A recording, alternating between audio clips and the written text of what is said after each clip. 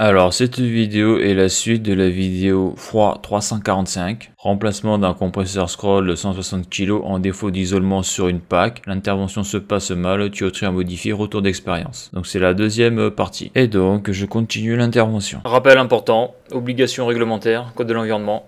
Pour intervenir sur un circuit frigorifique, il faut que l'entreprise soit titulaire de l'attestation de capacité et que l'intervenant soit titulaire de l'attestation à la manipulation des fluides frigorigènes. Le port des équipements de protection individuelle est nécessaire pour intervenir sur le circuit électrique et frigorifique. Donc là on peut voir que ce chalumeau là, c'est un Farrell, d'accord? Donc c'est une marque, je sais pas ce que c'est une sous-marque, on le voit là, on dirait un truc de formation ça. Et donc là mon problème qu'il y a là, donc ça c'est ma buse normale, mais moi j'ai besoin d'une buse malléable. Donc la buse malléable de 100, on le voit bien là, elle rentre nickel. Ok, mais ça là, la buse malléable de 300, on voit que elle est trop grande, ça rentre pas, tu vois, je peux pas le visser. Alors, ce que j'ai appris aujourd'hui, on apprend toujours, moi, bon, comme j'ai déjà dit, hein, je suis pas un spécialiste de la brasure, je brase une fois tous les 36 du mois, donc voilà, donc moi je suis polyvalent, mais je suis pas spécialiste. Donc là, je vais voir le fournisseur là, donc là c'est cofrisé là, et donc je lui demande, voilà quoi, moi il me faut un chalumeau pour brancher ma putain de buse de 300, ça c'est une buse de 300 Castellin, d'accord, c'est marqué dessus. 300. Et donc ça là, d'après ce que je vois là, suivant la marque du chalumeau, les buses ne sont pas adaptables. Donc Farrell, je pense que la boîte a dû acheter ça dans un distributeur de matos style Delmo. On voit en plus là, tu vois là, le plastique il est pas vieux, ce machin il a 2 mois, il est déjà cassé quoi. Tu vois que c'est du matos qui est fait pour rester genre en atelier, dans un poste ou genre en formation, mais c'est pas fait pour aller sur le terrain, ça c'est de la merde ça. Donc là j'ai celui-là maintenant là, que j'ai acheté 160 € ou 170 € hors taxe, je me souviens plus, ouais, ou 140 €. Donc ça c'est le chalumeau ça. Donc ça c'est le chalumeau Castellin. Donc déjà tu vois, tout est en ferraille là. Là déjà tu vois qu'au niveau qualité c'est un autre niveau là, on joue plus dans les mêmes cours là. Et là ce que je vois, c'est ce que je regardais, c'est que maintenant là, ma buse de 300, là ce que je vois maintenant c'est que ma buse 300 elle rentre, tu vois. Donc là maintenant je vais pouvoir bosser. Bon, on revient. Je dis souvent dans mes vidéos, toujours au même truc, le matériel, putain, tu vois, tu veux faire des économies de bout de chandelle, là, t'achètes du matos qui est pas adapté, et tu perds un temps de ouf, mais un temps de fou, quoi, tu vois. Alors peut-être que si j'ai eu des baguettes à 45% d'argent, j'aurais pu faire le boulot, avec ça, là, avec une buse malléable de 100, mais là, avec les brasures que j'ai, c'est impossible. Donc là, je me suis acheté aussi les petits raccords là, parce que là le problème qu'il y a c'est que comme j'ai pas pu acheter le chalumeau complet il est à 750 € hors taxe, c'est à dire avec les bouteilles, les mauvais tendeurs, les flexibles, voilà, total. Donc je vais devoir péter ça là, virer ce chalumeau et mettre celui-là, voilà. Donc là si avec ça j'arrive pas à faire le boulot, il me restera plus que acheter des baguettes à 45% d'argent, puis si j'arrive pas après, je vais sous-traiter quoi.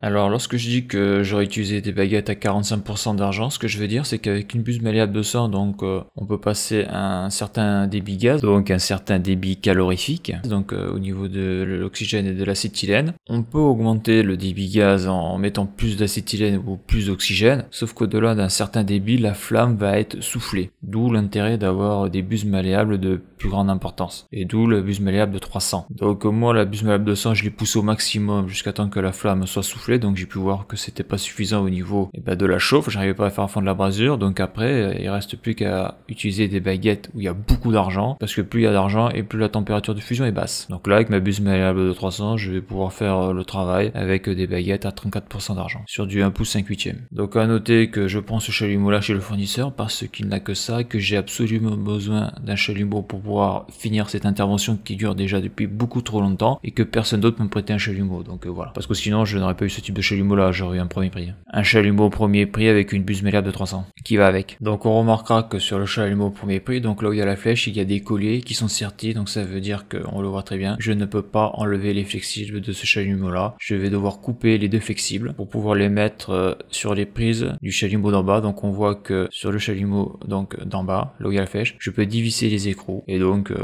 une fois que les flexibles sont mis sur les, on va dire, les prises rapides, et bien voilà, ça reste en définitif et je peux changer de chalumeau sans avoir besoin de couper le tuyau. Donc là je suis en train de mettre le nouveau chalumeau, donc celui-là je l'ai coupé à la scie à métaux carrément. Donc là je mets la bague là, donc c'est la première fois que je fais ça, j'ai jamais fait ça.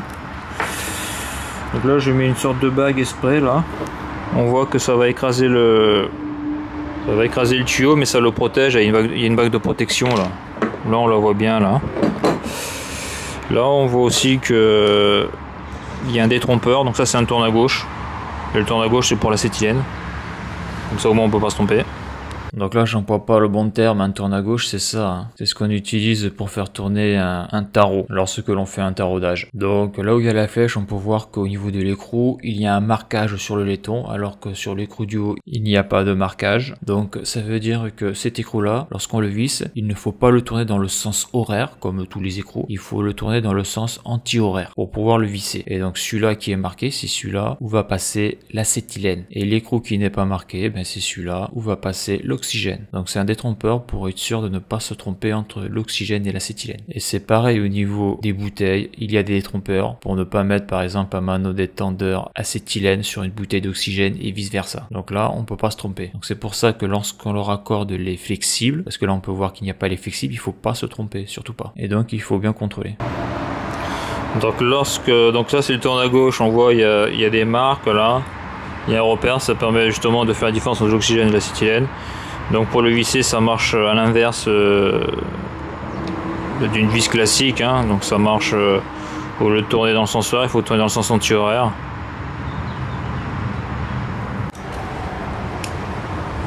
Donc après, une fois que le collier est bien placé, je le serre. Donc là ce que je viens de faire ça sert à rien, hein. Tu ne peux pas serrer un collier donc pour fixer ce type de tuyau avec une pince multiprise, en tout cas faut éviter, il faut utiliser une pince de type tenaille. Voilà, donc là on le voit là où il y a la flèche, ça a été serré à la tenaille. Donc en bas là où il y a la flèche, là où il y a l'acétylène, je ne l'avais pas encore serré. Et sur cette photo là je viens de serrer le collier avec une tenaille. Donc à noter, j'ai dû acheter aussi des colliers, donc il faut pas oublier d'acheter les colliers pour pouvoir sertir les tuyaux donc sur les raccords rapides on va dire du chalumeau, en tout cas de celui-là. Donc là j'ai acheté un kit, moi sur ce kit j'ai besoin que des colliers pour sortir les deux tuyaux. Et donc on voit que c'est des colliers un peu spéciaux quoi, c'est pas des vulgaires colliers Serflex. Donc là on est sur un chalumeau, il vaut mieux utiliser le matériel adapté parce que ce sont des matériels qui peuvent être extrêmement dangereux. Donc on voit que dans la boîte il y en a 4, donc de diamètres différents. Moi j'en ai besoin que de 2. Donc après aussi il faut pas oublier que sur les chalumeaux il y a un clapet anti-retour sur l'oxygène et l'acétylène. Et donc obligatoirement besoin de colliers de sertissage. Et bien pour sortir les tuyaux sur les clapets anti-retour, donc moi les clapets anti-retour j'y touche pas là. Donc là j'ai serré les deux colliers, donc si tu vois ce qui est bien avec ce chalumeau là c'est que là je peux desserrer ces deux écrous, donc c'est raccord olive, et je peux le mettre sur un autre chalumeau à la limite. Alors que celui-là, là ce premier prix là tu vois, tout est serti, tu peux pas le dévisser quoi. Donc, à noter que dans la doc ils disent de serrer ça à la main, comme ça tu peux le tourner.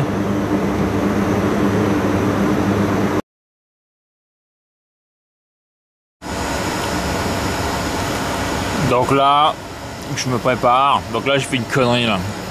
Je pensais, là on voit que j'ai brasé à l'argent là, puis l'autre là, il y a moins de brasure à l'argent. Je pensais que ça allait le faire. Grosse erreur. Donc j'ai essayé de braser en bas, mais j'ai pas réussi. Donc là on le voit sur le miroir, là, je sais pas si on le verra, c'est pas évident à voir.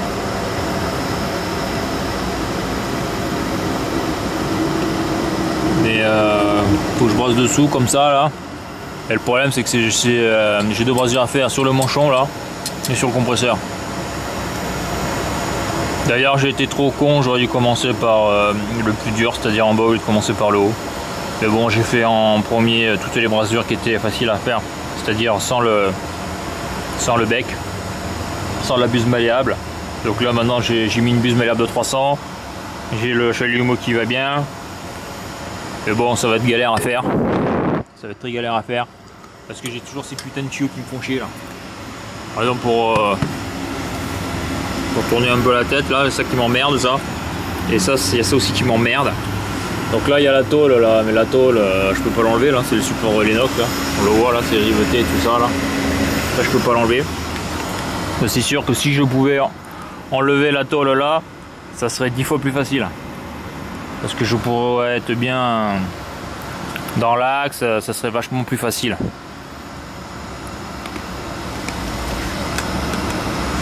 Mais bon, on voit que ça tient l'armoire là. Ouais, j'ai pratiquement envie d'y foutre un coup de meuleuse là, tout pété là. Mais bon, ça craint. Bon, donc là j'ai des baguettes à 35% d'argent, 38%. Bon, des baguettes un peu, je sais pas si c'est acheté chez un fournisseur. Bon, en tout cas, il y a beaucoup plus d'argent que l'autre. Je vais voir si j'y arrive. Si j'y arrive pas, eh bien, il me restera l'autre solution, les baguettes à 45% d'argent. Le manque de bol, j'en ai pas. Il faudra que je retourne chez le fournisseur en acheter. Voilà, donc je vais faire un test au début d'après-midi avec des brasures. Je sais plus si elles sont 33 ou à 38% d'argent. J'aurais dû braser directement à l'argent. Putain, ça me servira de leçon. Quand tu fais des trucs chauds comme ça, c'est direct à l'argent. Surtout quand t'as pas l'habitude.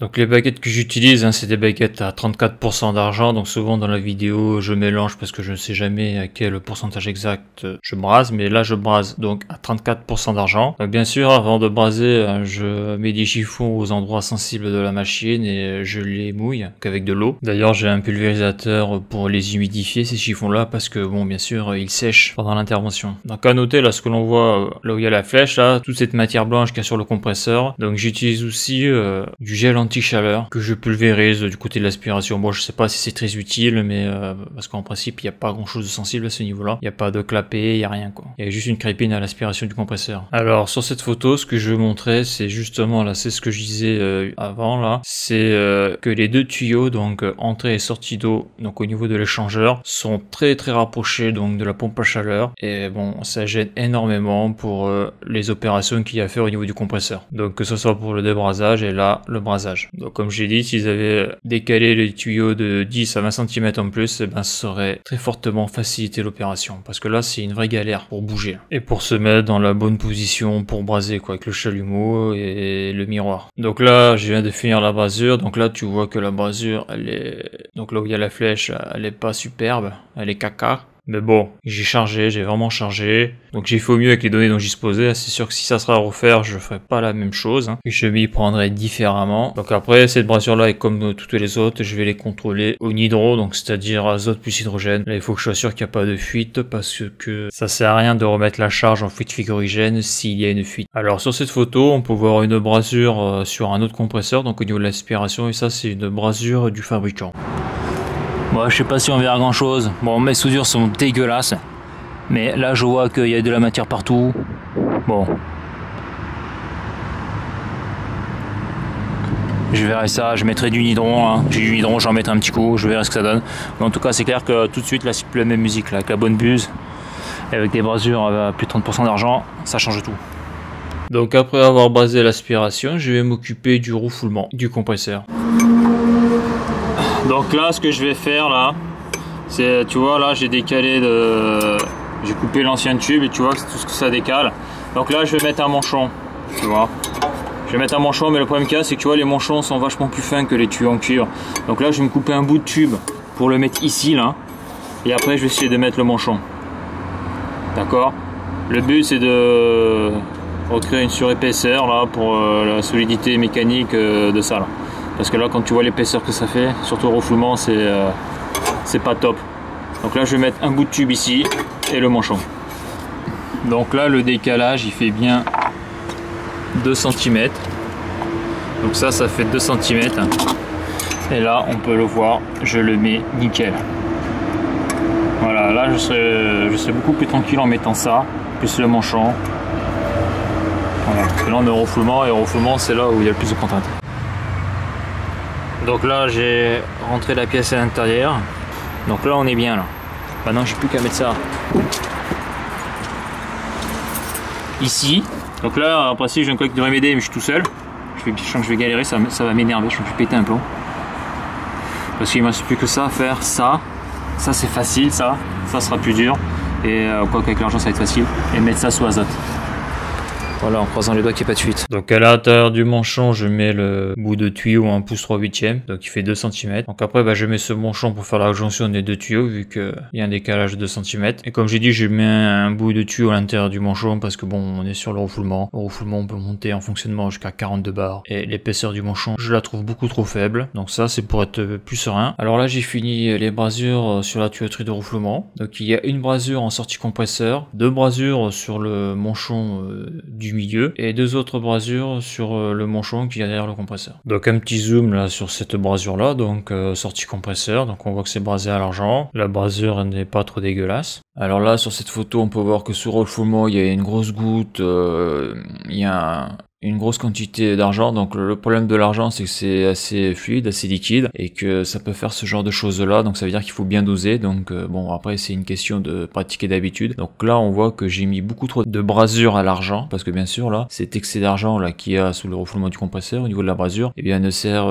strictement à rien. Donc voilà. Et à 14 €, 12 € hors taxe la baguette, bon voilà, ça va vite. Mais bon, après là c'est vraiment de la pratique hein, pour faire des cordons de brasure, en tout cas des brasures propres. Donc là on peut voir sur le manchon là, les 2 brasures, donc on voit que bah, c'est assez lisse, hein. Pareil, hein, les brasures sont pas trop dégueulasses, ça reste assez propre je trouve, par rapport aux autres brasures qu'il y avait sur l'aspiration. Alors sur cette photo on peut voir sous le manchon, donc là c'est un petit peu moins propre. Donc on voit que là il y a un excès d'argent là, un excès de brasure, ça a coulé. Et donc ça c'est le manchon donc à l'arrière du compresseur. Et donc là par contre on voit que la couleur de la brasure n'est pas la même. Donc là je n'ai pas brasé à 34% d'argent, j'ai brasé à cuivre phosphore 6% d'argent. Quoi, je crois qu'il y a 6% ou 4% d'argent de tête, mais il y a un petit peu d'argent dans cette brasure là, en tout cas la baguette que j'ai montré dans la vidéo là. Donc là on peut voir dessous à quoi ressemblent les brasures. D'ailleurs derrière là où il y a la flèche on peut voir la 24 voies version cycle. Donc lorsque j'ai brasé à l'argent, tout de suite j'ai senti la différence, hein. C'est 3-4 fois plus facile à faire qu'avec des brasures donc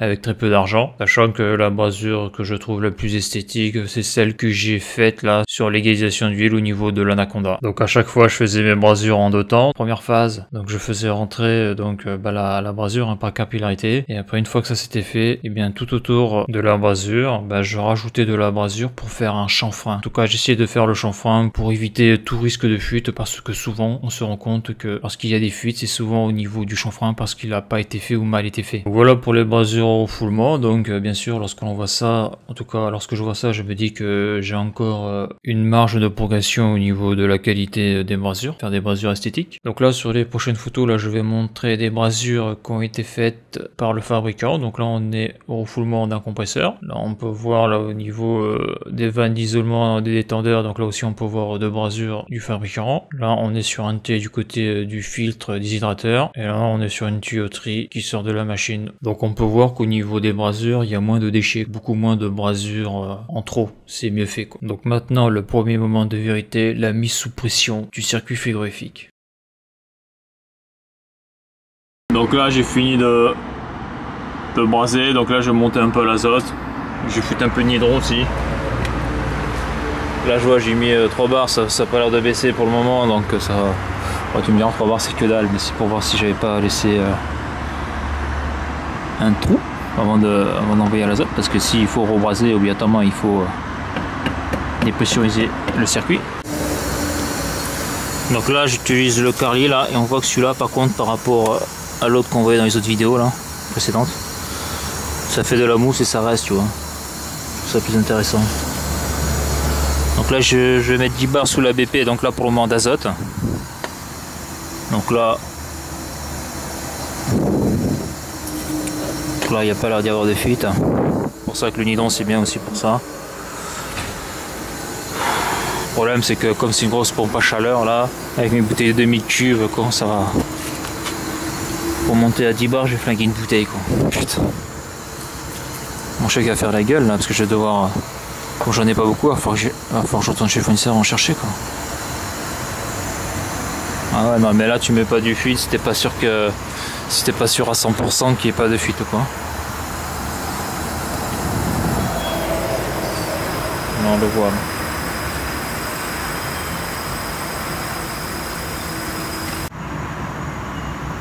Donc après tu fais la recherche de fuite, et après avec le miroir là, tu regardes dessous voir si s'il n'y a pas de fuite. Donc là je suis à 10 bars. Pour le moment je suis toujours sous azote. Et ça m'a flingué une bouteille de 2000 cubes pour monter à 10 bars. Donc la bouteille d'hydron, je vais la vider aussi après, quand j'aurai le détecteur. Mon collègue est parti le chercher. Donc là, il n'y a pas de fuite. Donc là, j'ai chargé sur la BP. Donc j'ai 11 bar 4 sur la BP et 11 bar 4 sur la HP. Là, j'ai vu que ça baissait 0,1 bar. Donc comme le fluide était froid, c'est peut-être ça. Donc lorsque je dis que le fluide était froid, donc l'azote, donc là on voit sur la photo une bouteille d'hydron, lorsque l'on vide une bouteille d'azote ou d'hydron en quelques minutes, ce qui est le cas là, et bien la bouteille va geler, le manoir étendard va geler, tout va geler. Il va y avoir une très forte chute de température due à la très forte détente et à la quantité de gaz qui passe dans le détendeur, parce que dans la bouteille on a 200 bars. Donc là on le voit, là j'ai vidé une bouteille de 2000 cubes, donc je suis passé de 200 bars à 10 bars. Donc en réalité la bouteille n'est pas vraiment vide, hein, il reste 10 bars, mais bon, comme dans le circuit frigorifique on a 10 bars, eh bien il restera 10 bars dans la bouteille d'hydron. Donc après ça peut plus rentrer parce que la pression à l'intérieur du circuit frigorifique, mais c'est la même qu'à l'intérieur de la bouteille. Et donc lorsque l'on vide une bouteille qui a 200 bars en quelques minutes, il y a tout qui gèle. Donc la température de l'azote ou de l'azote plus l'hydrogène du hydron est très très faible. Donc voilà, c'est ça que je veux dire lorsque l'azote est froid. Donc ça c'est une bouteille de hydron B10, elles sont avec l'ogive verte là, alors que l'azote, les bouteilles sont noires comme ça. La tare de la bouteille est vachement plus lourde que celle d'azote, je sais pas pourquoi. Donc là je vais rajouter 5 bars. Ouais, là j'ai été un petit peu fort là. Là je vais le monter à... Ouais, à 15 bars, j'ai envie de le monter là.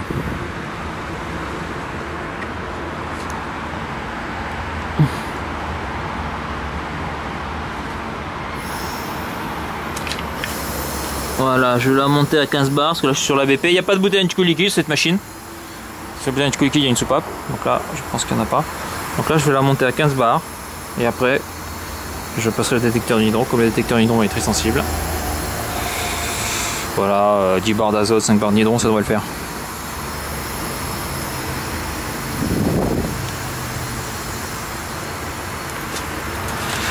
Donc là ça va monter. Donc je mets 10 barres d'azote et 5 barres de nitron. Donc à chaque fois je monte en pression le réseau par palier, parce que si jamais je trouve une fuite pour réparer la fuite, je vais devoir vider le réseau. Et comme au niveau de l'azote, là où j'étais c'est tendu pour avoir de l'azote, donc j'essaye de pas utiliser de l'azote pour rien. C'est-à-dire que si tu trouves une fuite à 15 bars, eh bien ça sert à rien de monter à 20 bars ou à 25 bars. Par contre, si on ne trouve pas de fuite à 15 bars, c'est utile de monter à 20 bars, 25 bars, donc suivant les cas, parce que il y a des fuites que l'on verra que sous forte pression. En tout cas avec l'azote et la recherche au 1000 bulles, alors qu'avec le nitron, vu que la molécule d'hydrogène est très fine, et bien ça permet de détecter des fuites avec beaucoup moins de pression. Donc là ce que je vais montrer là, c'est que sur la HP, donc sur le réservoir liquide, la soupape elle a 42,7 bars avant de s'ouvrir. Donc ici on a le réservoir. Là-bas on a l'échangeur à plaque là. On a l'échangeur à plaque là, et donc il n'y a pas de bouteille anti-liquide, ça va direct au compresseur. Donc ça c'est le log tracer Vulcan Log Crane, donc ça c'est le détecteur pour chercher le nitron. Donc le nitron, je rappelle que c'est juste de l'azote avec 5% d'hydrogène d'après ce que j'ai pu comprendre. Donc d'après que c'est inflammable, mais j'ai jamais essayé d'y foutre le briquet pour voir. Pour voir en principe la limite inférieure d'inflammabilité de l'hydrogène, je sais plus c'est combien. Donc là j'avais mis 10 barres d'azote, j'avais fait recherche au 1000 bulles, j'avais rien trouvé. Donc là j'ai rajouté 5 barres de nitron, donc je suis à 15 barres, 10 barres d'azote et 5 barres de nitron. Donc le nitron en principe c'est une molécule, l'hydrogène c'est une molécule très fine, hein, comme le dihydrogène. Et donc voilà quoi. Voilà, c'est pour ça que je me le fais au nitron. J'ai envie de rajouter 5 barres de plus. Parce que là bien sûr j'ai 15 barres sur la BP et 15 barres sur l'HP. Comme on est sur du 410. Hein. Puis là il n'y a pas de bouteille anti-coup liquide, donc je pense que je vais rajouter 5 petites barres. Voilà, donc là ça me servira de leçon. Dès que tu dois faire des trucs un peu chauds, galère, argent à 38%, au moins tu galères moins, ça fond plus facilement, et là tu le vois, il n'y a pas de fuite. Voilà, je me suis chié à cause de ces baguettes de merde. Je voulais faire des économies et bilan de course, que dalle. Que dalle, j'aurais pu faire un truc beaucoup plus gros que ça. Voilà, donc là j'ai tout fait. Bon, je vais pas tout montrer dans la vidéo, mais j'ai fait tout le tour. Ça, elle est pas mal, ça. Voilà. Donc là, je l'ai monté à 30 degrés. Donc sur 410, ça fait 17 bar 5. Là, on voit sur la télécommande DS50 service, on est à 17 bar 5, donc je vais me baser là-dessus. Donc voilà. La température extérieure.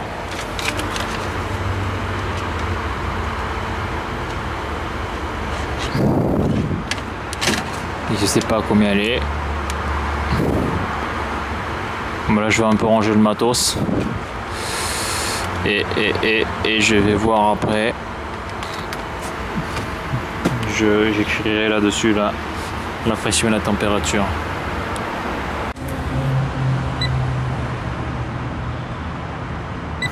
Donc là 17 bar 5.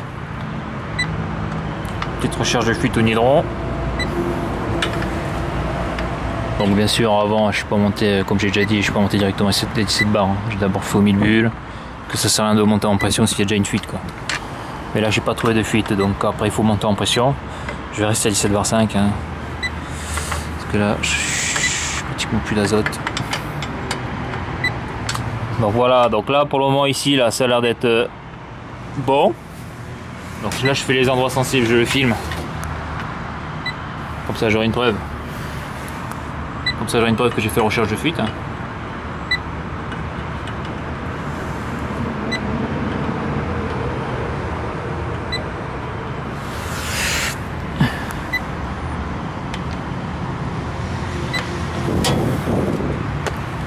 Voilà, parce que le nitron c'est quand même intéressant hein, comme matos.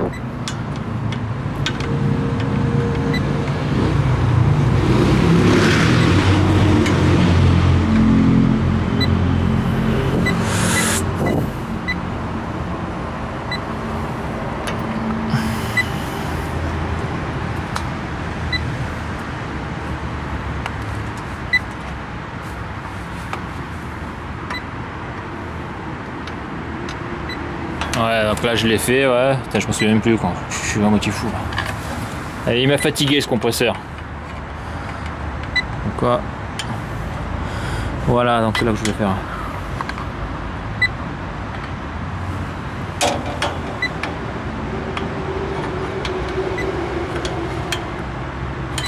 Je vais passer de l'autre côté. J'en mets un coup là sur la. J'en mets un coup sur la vanne de service. Ça va rester.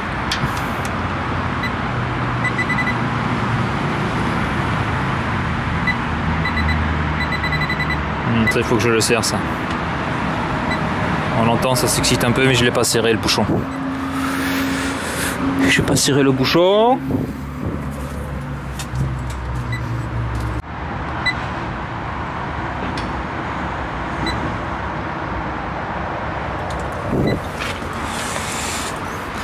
Bon, en tout cas, vu que j'ai récupéré mes 40 kilos, il n'y a pas de fuite sur cette machine. En tout cas, avant, il n'y avait pas de fuite, c'est sûr.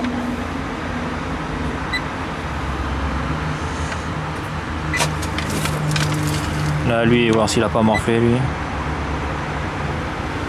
Voyant d'huile. À peu près.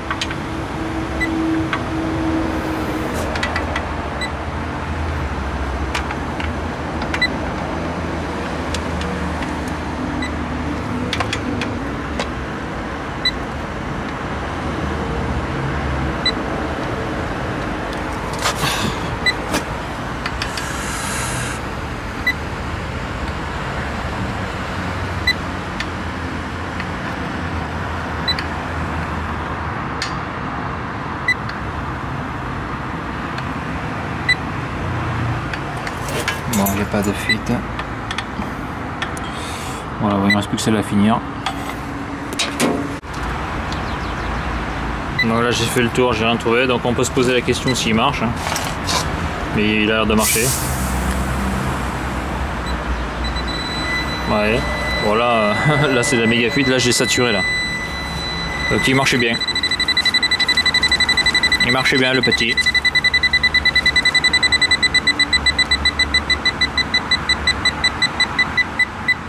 Et la la température extérieure est de 12,6 degrés sur le DS50. Donc je vais prendre ça comme température de référence.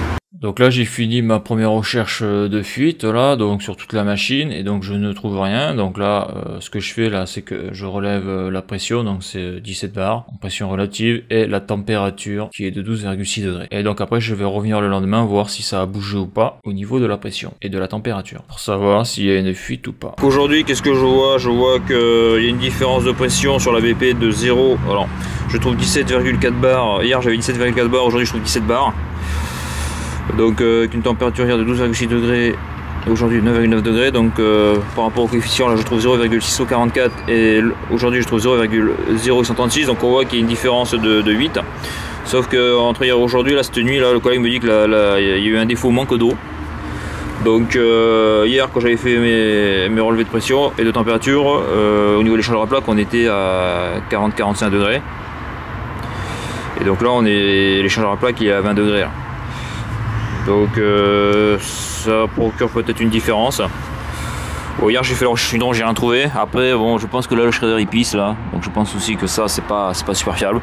Donc là ce que je veux dire là, c'est que je constate qu'entre la veille et aujourd'hui, donc par rapport au coefficient, hein, il y a une différence. Je devrais trouver pratiquement la même chose, il y a une différence. Alors on pourrait penser qu'il y a une fuite, mais dans la nuit l'astreinte est sortie parce que sur ce bâtiment là, donc l'installation s'est mise en défaut manque d'eau. Donc la pompe à chaleur s'est mise en défaut manque d'eau, et donc quand j'arrive la pompe à chaleur est à l'arrêt parce que le gars d'astreinte a remis de l'eau, mais il n'a pas quitté le défaut. Ce qui fait que la pompe à chaleur est restée éteinte. Et donc moi lorsque j'avais fait mon relevé, donc j'avais ma température extérieure qui était de 12,6 degrés, mais l'échangeur à plaque il était chaud, il était à 40 degrés. Donc ça moi je l'ai pas pris en compte dans l'équation parce que je ne peux pas, c'est impossible. Donc quand j'arrive le matin faire mon relevé de pression et de température, l'échangeur à plaque est froid. Donc là je vois qu'il y a une différence de pression, donc par rapport à la relation pression-température là, comme on le voit là, je divise la pression sur la température, donc pression en valeur absolue et température en Kelvin, et bien je trouve 0,0636 alors que j'aurais dû trouver 0,0644. Donc on pourrait croire qu'il y a une fuite, mais là vu que je sais qu'il y a eu un défaut la nuit, je me dis c'est bizarre, c'est peut-être à cause de ça, sachant qu'en plus j'avais fait une recherche de fuite au nitron et je n'avais rien trouvé. Donc voilà, donc je vais partir du principe qu'il n'y a pas de fuite, et bien sûr donc avant de vider l'installation je vais remettre du nitron, tout ce qui me reste je vais le vider pour encore monter en pression, pour refaire une recherche de fuite complète, et après bien sûr lorsque j'aurai fait tout ce qui est tirage au vide etc, et lorsque j'aurai mis la charge en fuite de 40 kg, et bien encore de nouveau je ferai une recherche de fuite. Là des recherches de fuite je vais en faire à chaque étape pour être sûr de ne rien rater. Donc là je vais la remettre en marche, je vais voir. Je vais refaire une recherche de fuite au nitron. Et puis si je trouve pas, et bien je vais valider l'étanchéité du circuit, et quand je mettrai le fluide, et bien là à ce moment là je referai une autre recherche de fuite mais avec du fluide. Au cas où.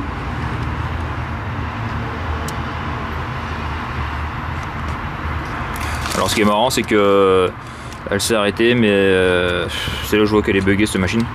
Alors on le voit là, j'ai des zéros partout. Elle s'est arrêtée donc hier, mais quand j'ai vu le défaut alarme tout à l'heure c'était un défaut électrique, mais bon c'est la sécurité manque d'eau qui a dû arrêter la pompe à chaleur. Alors sur cette photo on peut voir donc le menu alarme de la pompe à chaleur et on voit qu'il y a des zéros partout. Donc ça c'est complètement anormal. Donc là on commence à voir les premières défaillances de l'automate. On verra plus tard que cet automate là va me faire la misère. Mais là on voit que ça commence à déconner là. Et donc là pour le moment donc j'essaye d'acquitter tout ça, je n'arrive pas à faire repartir la pompe à chaleur. Là on voit le marquage que j'ai fait sur mon mano. Ouais, donc c'est bien ce que je pensais là, c'est que j'avais donc dévissé là quand j'avais mis en position shredder fermé ce truc là, et en réalité le shredder il se fout en biais encore là, putain ça me gaffe ces shredders de merde quoi. Alors, je sais pas si c'est la Van Rifco qui fait à chaque fois ce bordel là, mais putain. On le verra dans une autre vidéo, mais sur un groupe d'eau glacée en mettant ce type de prise rapide là, donc à volant, et bien si on fait trop sortir la tige souvent avec le Rifco, ça met le shredder de travers. Et là c'est la misère absolue parce que le shredder ne se referme plus. Donc c'est pour ça que lorsque j'utilise ce type de produit là, je suis complètement parano parce que ça m'est déjà arrivé 2-3 fois en mettant ce type de produit, donc Van Rifco là, avec le volant sur des prises de shredder sur la HP, d'avoir le shredder qui se met de travers. Donc ça veut dire que une fois que tu as mis ton flexible, et bien quand tu veux l'enlever, tu peux pas parce que comme le shredder est de travers, le circuit reste ouvert et là tu es dans la merde. C'est-à-dire qu'il faut récupérer la charge pour pouvoir remettre le shredder à sa place. Donc je vais refaire un tour de lui là et puis voilà. Donc là c'est que la basure est pas très jolie. Mais là tu vois, je passe là, il n'y a pas de fuite là. Hein. Donc les 0,3-4 bars que j'ai perdu là, ça vient de ce shredder de merde.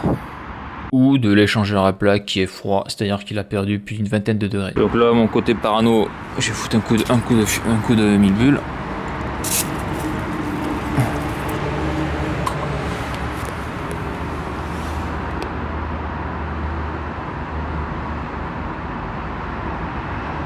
Voilà, parce que là j'ai quand même 17 barres d'azote.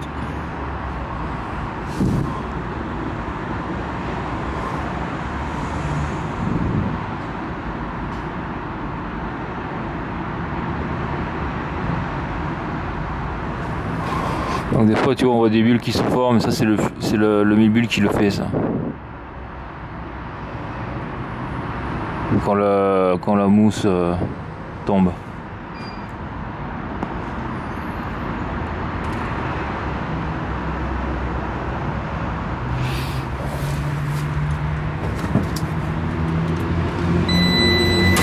Parce que lorsqu'il y a une fuite, la bulle elle doit grossir.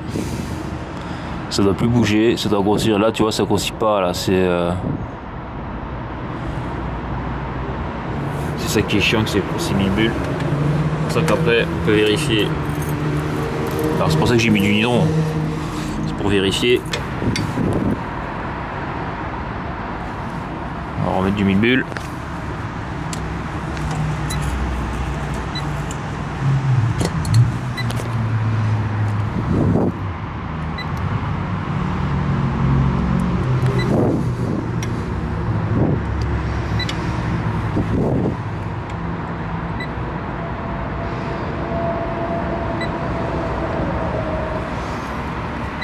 Voilà, il y a plein de petites bulles, ça c'est le bulle qui le fait ça.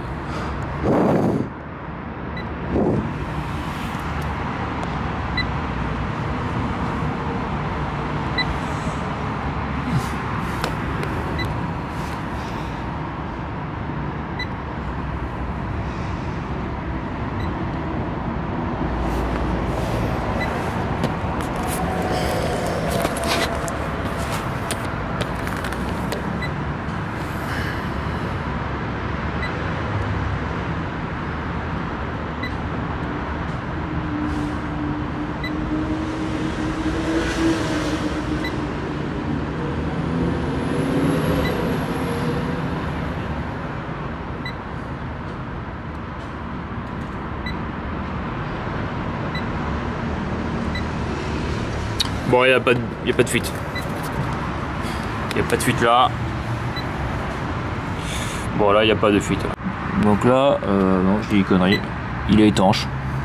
Bon, souvent, ceux qui sont pas étanches, c'est ceux qui sont sur l'HP. Hein. Là, sur la BP, il est étanche. Par contre, c'est vrai qu'ils auraient pu le mettre un peu plus haut, quoi. Ils auraient pu le mettre là, qu'il soit plus accessible. Bon. Donc la perte de pression que j'ai là. Bon, j'ai une petite chute de température, mais pas tant que ça. Pour moi, ça serait dû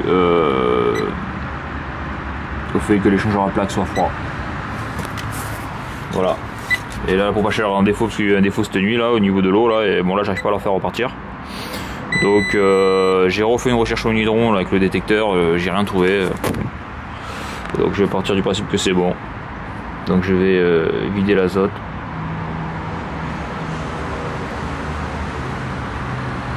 Je vais après tirer au vide, mettre l'huile dans le compresseur, casser le vide à l'azote, changer la cartouche de filtre déshydratant. Là, je vais mettre une cartouche burn-out et après retirer au vide.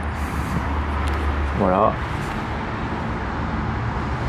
Et je vais essayer de faire repartir le circuit numéro 2, je crois.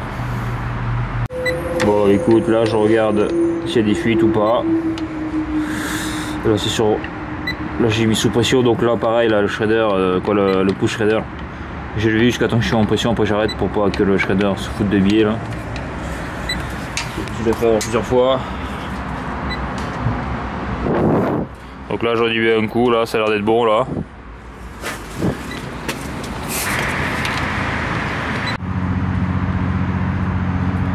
Donc j'ai vidé ma bouteille d'hydron, ce qui me restait, je suis monté à 20 bars. Donc j'ai refait une recherche de fuite, détecteur d'hydron et puis 1000 bulles, donc j'ai rien trouvé. Donc voilà, donc maintenant je vais, comme il me restait un peu, je vais maintenant vider le circuit de son azote avant de tirer au vide.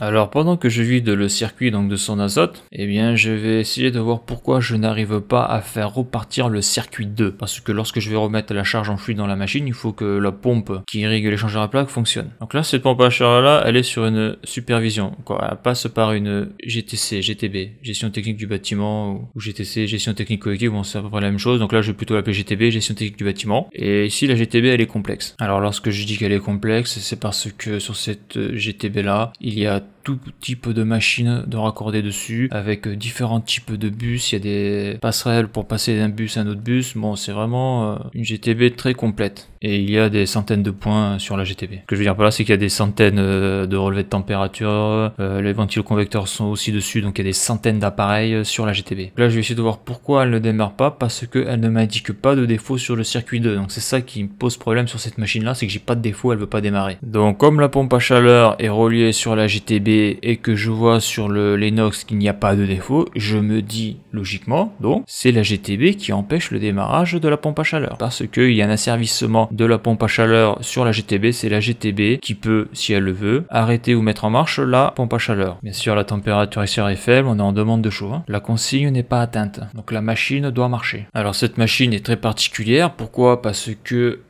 au niveau de la pocket, eh bien la pocket, donc la télécommande du Lennox, n'indique pas dans quel état est la pompe à chaleur. Est-ce que la pompe à chaleur est en attente? On sait pas. Ça c'est le gros défaut de cette machine là, c'est que elle fait rien dans ce cas là, mais on sait pas pourquoi elle le fait rien. Est-ce qu'elle est en attente? Est-ce qu'il y a un défaut, mais en réalité ce défaut n'est pas relevé par le menu défaut de la machine? Tu es devant ta machine, il se passe rien, la consigne n'est pas atteinte, donc elle est en demande, hein, mais on sait pas pourquoi elle bouge pas, elle fait rien. Et donc après combien de GTB, eh bien là je me dis putain c'est la GTB qui me fait chier. De plus elle marchait très bien la veille, le seul truc qu'il y a eu c'est dans la nuit il y a eu un manque d'eau, un gars est venu, donc je sais pas ce qu'il a fait, et donc là je me pose pas mal de questions. Donc là sur ce site on a ça qui contrôle la supervision, c'est ça là, le Metasis là qu'on Johnson contrôle là, et là on voit qu'il y a un défaut synthèse générale là. Et là un gars m'a dit qu'il y a un défaut cette nuit, un défaut manque d'eau, donc je sais pas s'il est venu acquitter le défaut. Là ce que je vois c'est qu'il y a toujours un défaut général, la PAC est surtout, ce que je vois surtout c'est que la PAC ne fonctionne pas là, elle ne fonctionne pas. C'est-à-dire que j'ai pas de défaut là-bas et elle veut pas partir, donc peut-être que lui interdit le démarrage sur la chaîne de commande, parce que c'est la GTC qui fait démarrer, qui autorise le démarrage de la pompe à chaleur. Donc il y a marqué alarme. Alarme PAC, défaut, normal, défaut, normal, défaut. Bon, je vais aller sur un PC de supervision pour voir un peu la gueule de la cour, voir ce que ça m'indique avant d'acquitter ici là. Parce que ici on peut acquitter les défauts. Je sais plus comment on fait, il va falloir que je regarde. Résumé, donc voilà, résumé je m'en fous. Alarme en cours. Alarme TA PAC défaut, donc c'est pour ça qu'elle ne va pas démarrer. Alors quand tu as ce type d'appareil là, donc ce type là, donc ce Metasis là, donc il y a plusieurs versions. Donc quand cet appareil là contrôle une machine, si cette machine se met en défaut, donc dans cette interface là, eh bien il faut acquitter le défaut, sinon la machine ne repart pas. Donc j'ai eu déjà le cas sur des pompes, ce genre de choses. Le souci c'est que ce truc là c'est pas du tout intuitif, c'est pas du tout pratique, c'est vraiment une vraie saloperie à manipuler. C'est à dire que si tu veux acquitter un défaut, donc même si tu sais que tu veux l'acquitter, si on te dit pas comment faire pour l'acquitter, tu n'y arriveras pas, c'est impossible, tellement c'est mal fait. D'ailleurs on va le voir là, je cherche comme un con, putain je trouve pas, j'arrive pas à quitter le défaut parce que je sais pas comment on fait. Voilà, parce que si en réalité je l'avais fait, mais voilà, on oublie vite. Donc je sais pas quel âge ça a, mais voilà, c'est vraiment pas quelque chose d'intuitif à utiliser, hein. C'est assez merdique. Donc à noter, donc là on est derrière la porte de l'armoire électrique. Donc là où il y a la flèche, eh bien c'est l'arrière de l'écran de l'interface du Metasis. Donc on voit qu'il y a deux petits câbles blancs qui sortent. Donc je pense que c'est l'alimentation du module, et on peut voir qu'il y a deux petits câbles,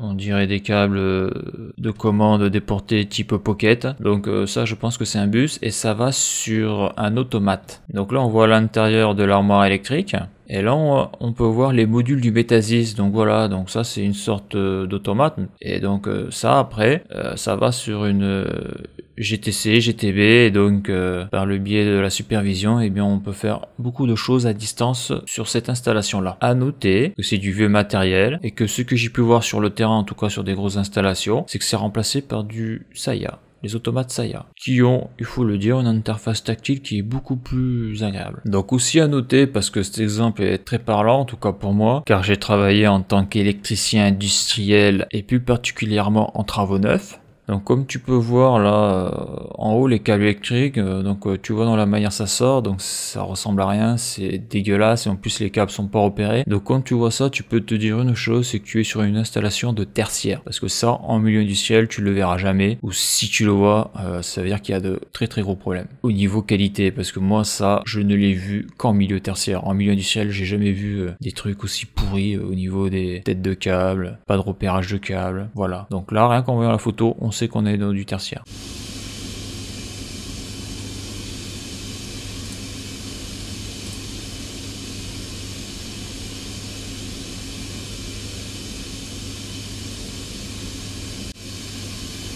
Donc là j'avais remis donc le bouton en marche là, parce que lorsqu'un des fois se met sur arrêt, là on voit sur cette courbe là qu'il y a donc le redémarrage de la pompe à chaleur donc vers 15h30. Et là on voit qu'elle s'est mise en défaut. On voit qu'elle s'est mise en défaut à 16h17. Et ça serait d'après le collègue pour un manque d'eau. Quoique non, je dis connerie, la doit être en régule là. Là il y a une chute brutale. La chute brutale se fait à 19h48. Donc c'est là où il y a dû avoir le manque d'eau. Donc le gars il est sympa, mais lorsqu'il a remis de l'eau, il n'a pas quitté le défaut sur la supervision.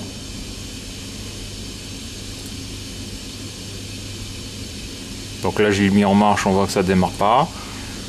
Je vais aller voir là-bas et je vais quitter directement sur l'automate de supervision.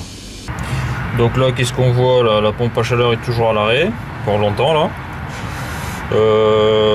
On voit que en général donc température, donc l'eau entrée et sortie on est à 18 degrés, donc on devrait être à 45 là, 40-45 au moins, parce que là c'est l'hiver. Et donc le circuit 1 est coupé, mais le circuit 2 est fonctionnel. Donc là je regarde mes alarmes, on voit qu'il y a égal, donc c'est une alarme que j'ai quittée. On voit qu'il y a 2 astérix, donc c'est des alarmes qui est en cours. Donc l'alarme 117 c'est circuit 1 basse pression, mais c'est normal, hein, c'est le circuit que je suis en train de réparer. 114 défaut électrique, circuit 1, ben c'est normal aussi parce que j'ai les disjoncteurs qui sont coupés, bon voilà quoi. Le Kirwan est enlevé, bon c'est le gros bordel. Donc là théoriquement il n'y a que ça en défaut. Mais si j'acquitte les défauts, là j'acquitte les défauts en appuyant longtemps sur le bouton, on va voir qu'ils vont revenir. Donc là après je vais contrôler que, donc là bon le 114 bon l'autre va revenir. Donc là après ce qu'on contrôle c'est si la pompe à chaleur est bien en marche. Donc la pompe à chaleur est sur ok, on, elle est sur marche la pompe à chaleur. Donc moi j'ai coupé le jus là au transfo là pour initialiser l'automate. Et on voit qu'elle veut toujours pas démarrer. Voilà, pourquoi elle veut pas démarrer? Parce que c'est la GTC qui la contrôle. Et donc la GTC lui dit non. Là elle est en auto. Donc là je vais aller à la GTC, quoi, l'automate de la GTC, pour acquitter le défaut. Parce que le collègue là, d'après ce que j'ai compris, il y a un mec qui est venu cette nuit pour en mettre de l'eau. Alors peut-être qu'il ne savait pas, mais ça m'étonnerait parce que depuis le temps qu'il est dans la boîte, ça serait inquiétant. Il a mis de l'eau, super. Sauf que une pompe à chaleur, quand elle est sur une GTC, même une fois qu'elle est tombée en défaut, manque d'eau, il suffit pas de remettre de l'eau. Mettre de l'eau, ok, mais après il faut quitter les défauts. Donc là on le voit, là elle repart pas. Alors qu'elle devrait repartir. Je suis sûr que si je la mets à la GTC en manu, elle repart direct. Bon ça je veux pas le faire parce que elle est sur la GTC, je vais quitter au niveau de la GTC. Enfin, si j'y arrive, parce que le bordel là-bas il est assez complexe, en plus les procédures il y en a pas trop ici. Donc à noter quelque chose de très important, je l'ai appris lors de cette intervention-là. Lorsqu'une machine est sur un bus et donc reliée sur une GTB, lorsque cette machine ne veut pas démarrer comme c'est le cas ici et qu'il n'y a pas de défaut qui justifie qu'elle reste à l'arrêt, donc on peut en déduire logiquement que c'est la GTC qui empêche le démarrage de la machine, comme il y a un asservissement. Eh bien, il suffit de débrancher le bus. Donc il faut repérer où il est. Donc le bus c'est comme un câble informatique quelque part. Il suffit de le débrancher débrancher. Et lorsque l'on débranche le bus, l'automate ne va plus voir donc la GTC et l'automate donc va basculer en mode local. Voilà, parce que il y a des machines où sur la machine il peut y avoir un bouton ou des menus qui vont permettre de faire marcher la machine sur un bus ou en local. Donc ici c'est pas le cas. Ici voilà quoi, on n'a pas le choix. Si on veut faire passer la machine en mode local, eh bien il suffit de débrancher le bus. Donc ça je ne l'ai pas fait au début parce que je ne le savais pas. Et puis surtout bon, je voulais pas faire planter le système parce que lorsqu'on ne connaît pas trop ce genre de choses, donc tout ce qui est bus GTC, bon on évite de trop bricoler dessus hein, parce que derrière il y a du monde quoi. Donc si tu fais planter la GTB du site, t'es mal, t'es très mal. Donc c'est pour ça. Donc au début j'ai pas osé, maintenant je le sais. Débrancher un bus sur une machine, eh bien ça fera rien du tout à la GTC, ça fera juste un défaut au niveau de la GTC, mais on s'en fout parce que là mon but à moi là, c'est de faire, en tout cas dans un premier temps, de faire repartir la pompe à chaleur. Et là elle part pas. Donc si elle part pas, elle me bloque dans la continuation de mon intervention. Bon allez, je vais essayer de trouver la procédure, je m'en souviens plus mais... alors je vais sur alarme en cours, ok, donc ça je m'en fous moi. Alarme en cours, ok, donc là je vais sur, je crois c'est données, entrée.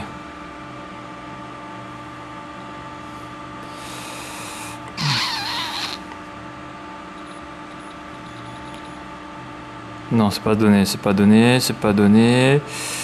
Données tendance, c'est pas ça. Réglage heure date, c'est pas ça. Ah oui, déjà il me faut le mot de passe là.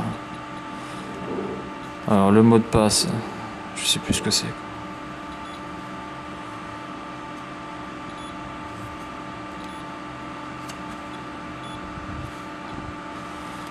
Donc là je découvre, hein. Quoi je découvre.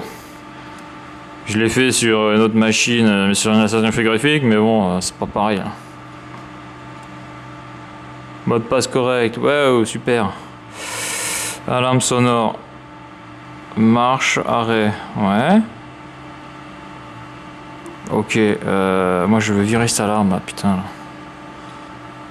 Données, il me semble que c'est données, putain. Ouais, je crois que c'est données.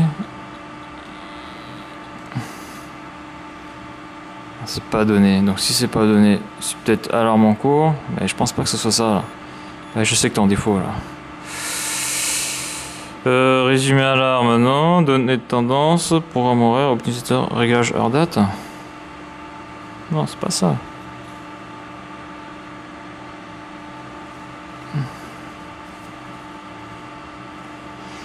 Allez, il me semblait qu'il y avait une autre page. Voilà, il faut que j'aille sur page d'accueil. Attends, on va essayer ça.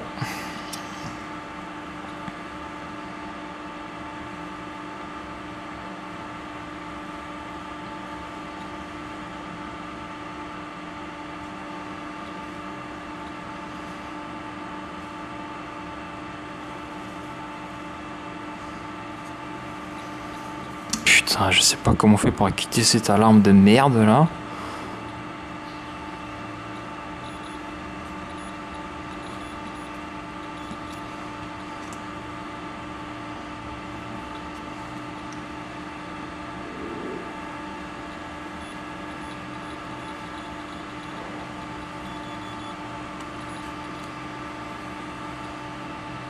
Alors peut-être que c'est le circuit 1 qui est en défaut, il le voit comme ça quoi. Ouais, c'est peut-être ça. Ouais, je vais la foutre en manu. Et on va voir si elle démarre. Donc elle ne démarre toujours pas. Donc je vois que mes premières recherches ne donnent rien. Donc là ce que je vais faire, comme ça prend un peu de temps, je vais faire le complément d'huile du compresseur numéro 2. Donc je vais remplir par dépression, en tirant au vide. Car comme ça, en attendant que le remplissage d'huile se fasse et que après donc le tirage au vide s'effectue, et bien je pourrai chercher pourquoi la pompe à chaleur ne démarre pas au niveau du circuit 2. Donc là je vais mettre l'huile par dépression. Donc là j'ai mis mon raccord rapide. Donc là j'ai un flexible, tout ça. Merde, il manque la balance là. Fuck, je vais chercher ma balance. La balance est très importante parce que ça permet, en tout cas sur ce type de machine là, lorsque l'on tire au vide, si on n'a pas atteint le bon niveau de vide, et bien l'huile ne va pas rentrer dans la machine. Donc entre le moment où on met la pompe à vide et le moment où l'huile rentre dans la machine, ça peut prendre énormément de temps suivant la taille du circuit frigorifique. Là sur les compresseurs il n'y a pas de vanne d'isolement, donc je suis obligé de tirer au vide toute la machine. C'est vrai que les premières fois où je fais ce genre d'intervention, je mettais pas la balance parce que je savais que j'allais mettre un bidon complet, donc ça c'est un bidon de 5 litres, mais c'est vrai que lorsqu'on reste devant son bidon et on voit que le niveau baisse pas, on se pose des questions. Donc l'intérêt de vraiment avoir la balance, et bien ça permet de voir si ça sort ou pas, parce qu'on va le voir, des fois ça sort à coup de 10 grammes, donc c'est vraiment faible et lent le remplissage en huile d'un compresseur, en tout cas sur ce type de machine là. Donc là je vais faire le complément d'huile. Donc là c'est un bidon Mcrat, bon, j'aurais pu mettre je pense l'article 22cc, bon là, en gros c'est à peu près équivalent mais c'est la marque concurrente. Donc là ce que je vais faire, c'est remplir en huile les deux compresseurs. Bon là celui-là déjà rempli les 9, mais donc là j'ai deux bidons de 5 litres, je vais mettre 10 litres. Donc je lui suis comme celui-là est vide, je vais commencer par celui-là et ça va aller après par là. Donc ça c'est prise rapide. Donc avant de l'enfoncer, je vais faire le zéro. Donc là le but de ça là, c'est d'utiliser une balance et savoir si l'huile rentre bien dans le compresseur.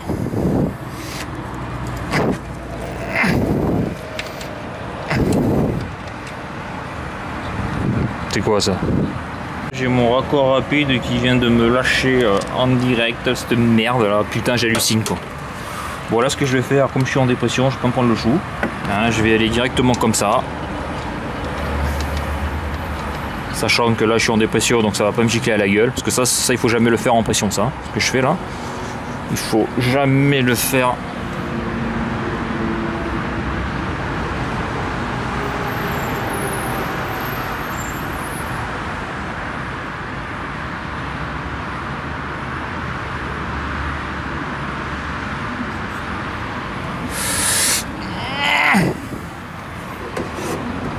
Voilà.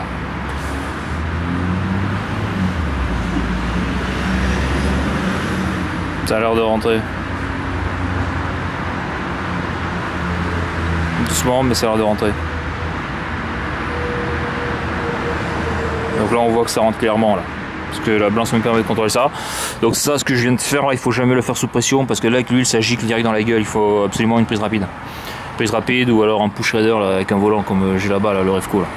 C'est qu'il faut faire hyper gaffe quand on le manipule parce que ça te fout le shredder de travers et après t'es dans la merde.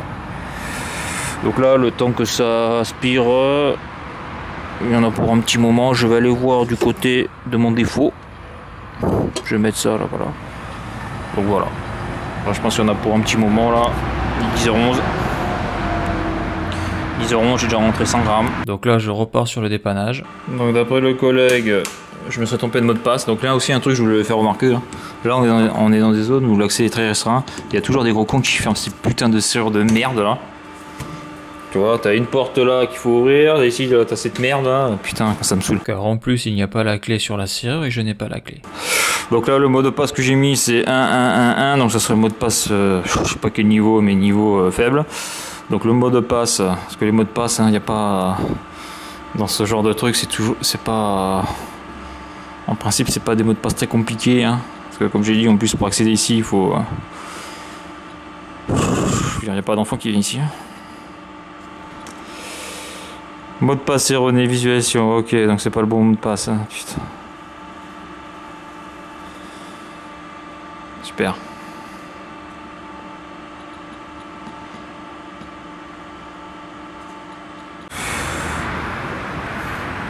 Donc là j'arrive bientôt sur la fin du bidon.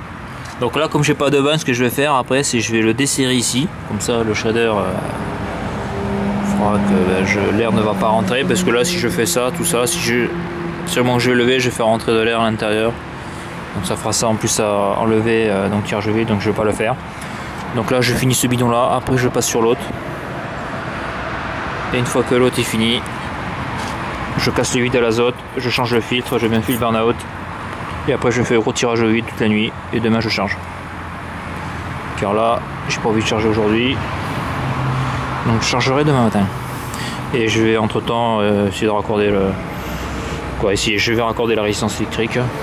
Puis le compresseur, bon on verra. Parce que là moi dans 3 heures j'ai fini, je me casse. Donc là on commence à avoir le niveau d'huile qui monte.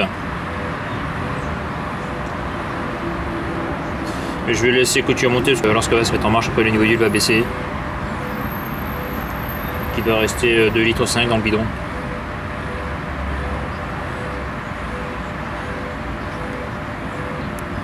Quand 2,5 litres, il doit rester un peu plus de 2 kg en masse.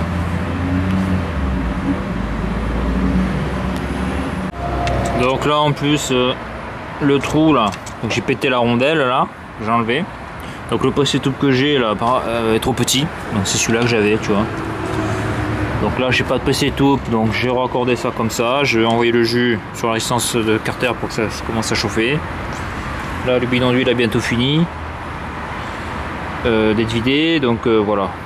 Après bien sûr à la fin j'ai nettoyé la machine, bon là j'y suis pas encore là. Là je suis toujours en phase de préparation, donc je sais toujours pas pourquoi la machine est restée à l'arrêt. Donc ça je vais le voir quand j'aurai fini c'est-à-dire quand je vais faire la charge. Là je vais me poser la question justement pour forcer la pompe là, parce que la pompe est à l'arrêt, mais ça je le ferai demain matin. Donc là j'ai envoyé le jus. Donc là ici c'est la résistance de carter. Donc là après je vais mettre un coup de testeur, voir si c'est bien ça. Donc là cette résistance est alimentée en 400 volts. J'ai bien du 400 volts. Oh, je sens qu'elle commence à chauffer là. Donc là j'ai fermé, là c'est bon, j'ai fini au niveau de l'huile. Là je vais mettre des petits colliers là. J'en ai, je vais en profiter pour les mettre maintenant. C'est celui-là qui est trop petit, donc là bon écoute j'ai pas de pressé-tube, donc on va faire ça hein. Parce que là ce qu'on s'est saoulé là, cette installation là, j'ai rien pour bosser là. Donc voilà, donc là je vais fermer ici, Donc là les résistances sont alimentées. Donc comme j'ai dit, je vais casser le vide, je referme les boîtes avant.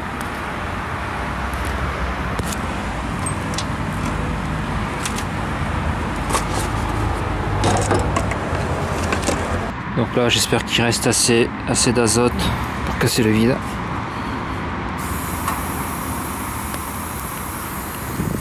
Donc là mon but c'est de monter à 0 bar.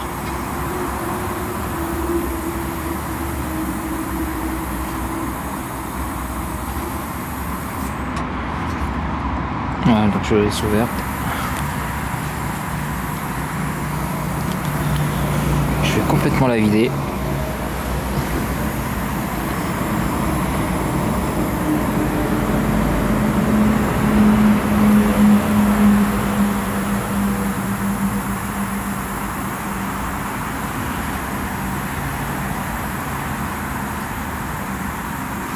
On entend le bruit de l'azote qui passe.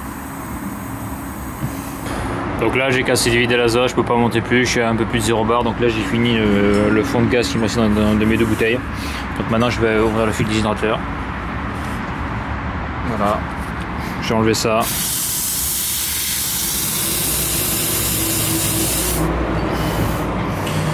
J'ai enlevé 2 bouteilles d'azote, enlever le fil déhydrateur et mettre un fil burn-out à la place. Donc je vais essayer de le faire seul. Ce qui est chiant c'est que des fois le joint il tient pas dans la portée, c'est galère à mettre, donc je vais voir ça. Donc là moi il y a un truc que je comprends pas là. Donc j'ai mes 2 bouteilles là, une bouteille d'azote de, je crois que c'est 1,8 m3 et une bouteille d'hydron, c'est la même chose. Les deux je viens de les vider parce que je viens de casser le vide, je viens de casser le vide à l'azote de cette machine là. Et l'attard de la bouteille d'azote vide, la bouteille d'azote fait 14,80, j'ai touché 14,84 kg vide. D'accord, bouteille d'azote.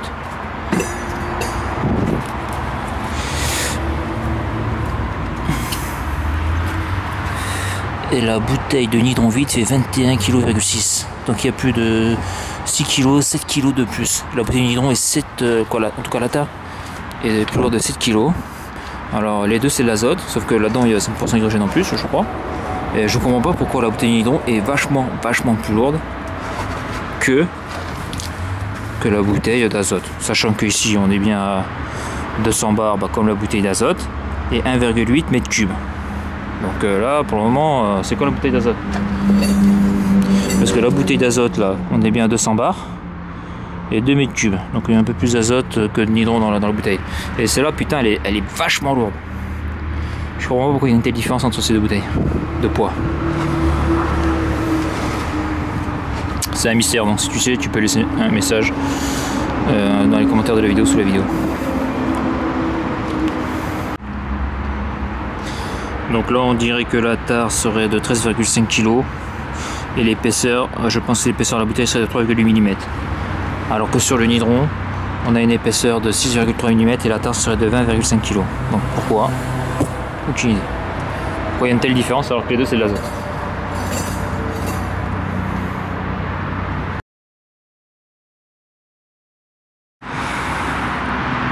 Donc maintenant je vais ouvrir ça. Ce qui est bien, c'est qu'il y a de la merde sur la vis. Je vais pouvoir jusqu'où il faut serrer. Parce que ça, avec les fils de levier, tu peux forcer comme un bourrin et péter le filetage. Voilà, il faut faire gaffe à ça.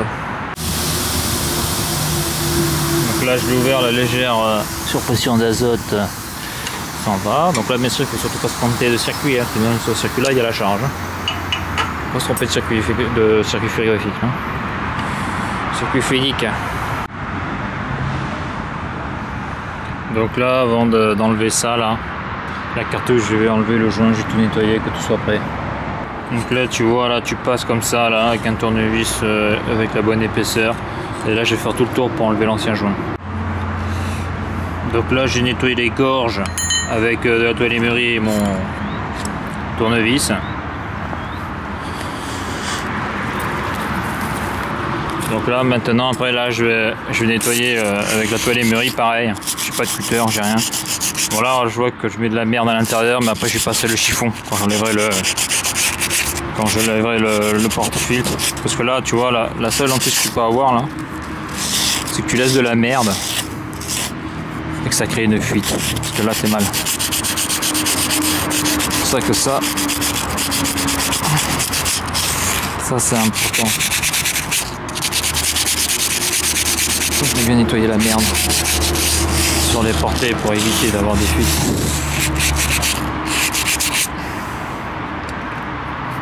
Donc là on peut voir l'ancien filtre. Là on peut voir qu'à l'intérieur il y a quoi là? Il y a des coups, il y a on dirait de la calamine. Donc là je vais tout nettoyer. Donc je vais essayer de me le mettre seul, là parce que je suis tout seul. La dernière fois j'avais galéré parce que le joint il tenait pas dans la portée là. En réalité j'ai eu un peu de mal à enlever le joint parce que je pense que le joint n'avait pas été graissé. Ah putain, ouais, j'ai plus d'huile là, j'ai plus un peu d'huile là. Faut que je prenne le bidon.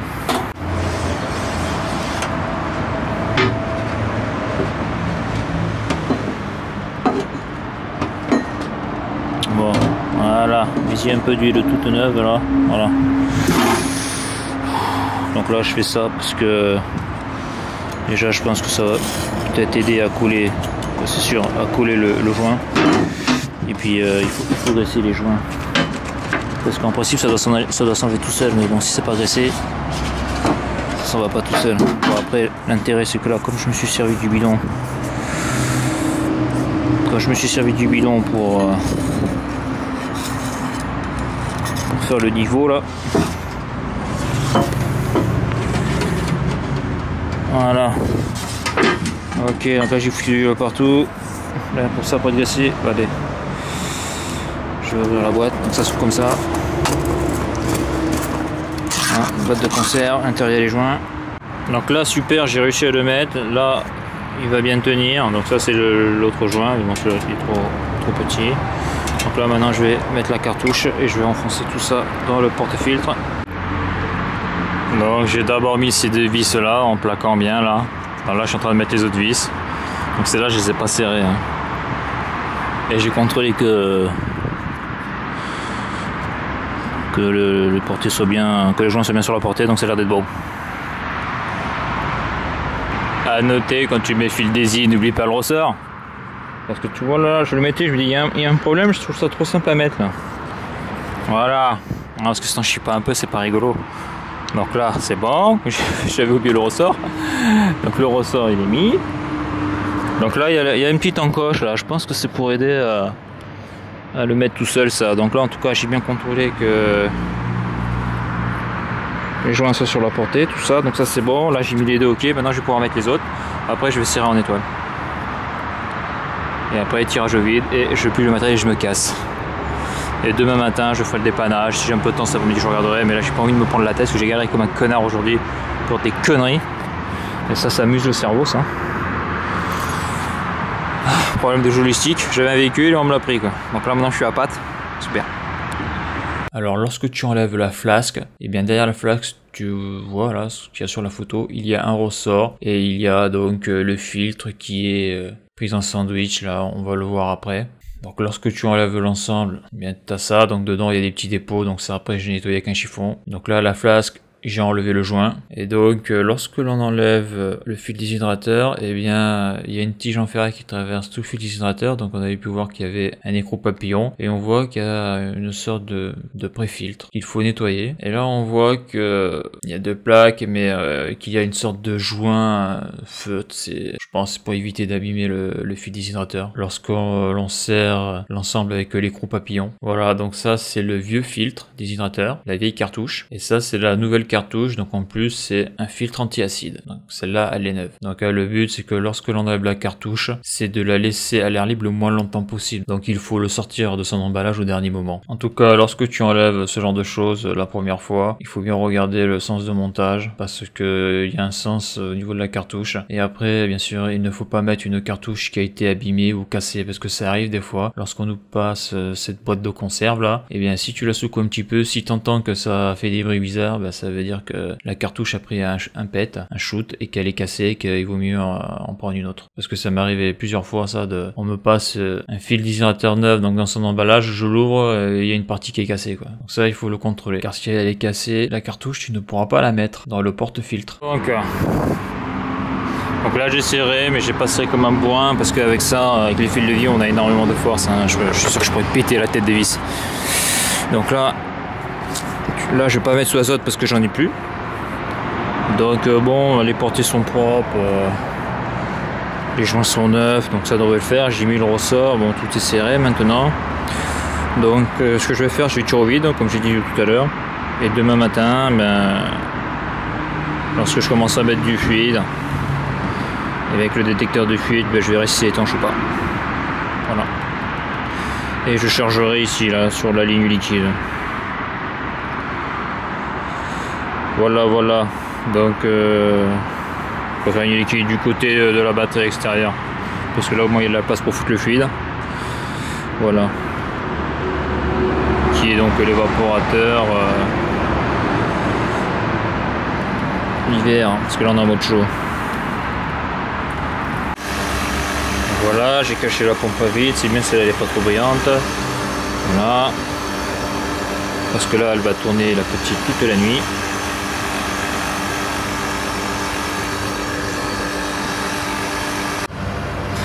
À noter, donc quand tu mets de l'huile, le temps que ça s'écoule par gravité, tu vois que ça met un peu de temps là. Donc là en principe ça devrait être bon là. On voit que là le voyant de l'huile il est complètement plein. Donc je le verrai au démarrage du compresseur. Voir un petit peu, je verrai s'il y a trop d'huile ou pas. Et si jamais il faut en enlever, j'enlèverai par ici, donc avec une prise push shredder là, donc la Van Refco inflexible. Et je le mettrai dans mon bidon d'huile où je dois jeter l'huile usagée que j'ai récupérée du compresseur d'à côté. Et puis voilà. Et c'est le fluide qui poussera sur l'huile. Et il n'y aura que de l'huile qui sortira. Donc là elle est déjà à moins 1 bar. Donc là je vais essayer de tirer toute la nuit. Donc là je vais pas d'électrode, j'espère qu'il n'y aura pas de coupure de jus, on verra bien.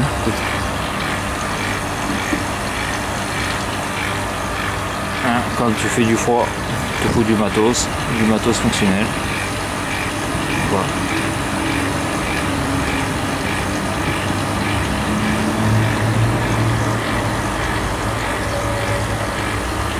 Donc bien sûr, je le précise, mais là je fais un tirage au vide sans vacuomètre. Hein. Donc le tirage au vide se fait au moins avec un vacuomètre et de préférence numérique pour la précision, pour savoir vraiment si on a atteint le bon niveau de vide. Donc là je n'en ai pas, donc eh bien je fais sans, j'ai pas le choix. Toujours des problèmes d'outillage. Alors pour faire le bilan de cette vidéo, donc c'est clair que braser à l'argent à plus de 30%, ben, ça facilite grandement les choses, hein. Au niveau des brasures, c'est 3 fois plus facile, 3 fois plus simple, et avec bien sûr la bonne buse et le bon débit. Donc sur des diamètres de 1 pouce 5/8, il faut au minimum une buse de 300. Donc là j'ai fini les raccordements donc des tuyauteries, j'ai fait le contrôle d'étanchéité, donc là je suis en train de tirer au vide, je vais tirer au vide toute la nuit, donc il me reste plus qu'à mettre le fluide, la charge, donc les 40 kg de R410A, et puis surtout il me reste à savoir pourquoi l'automate refuse de mettre en marche le circuit 2. Car pour mettre le fluide, je vais avoir besoin de mettre en marche la pompe de l'échangeur à plaque pour l'irriguer, et puis là donc quand je quitte le site, la pompe à chaleur, le circuit 2 reste à l'arrêt, mais bon la température est clémente à l'extérieur, et puis en plus il y a un système de secours avec des chaudières électriques. C'est un complément de chauffe à la pompe à chaleur l'hiver si la pompe à chaleur n'est pas suffisante pour chauffer le bâtiment. Et puis là j'ai envie de te dire que cette intervention là elle m'a un peu séché là, et j'en ai ma claque. Donc je vais revenir le lendemain pour finir l'intervention. Et donc la suite de cette intervention là sera dans la vidéo x347.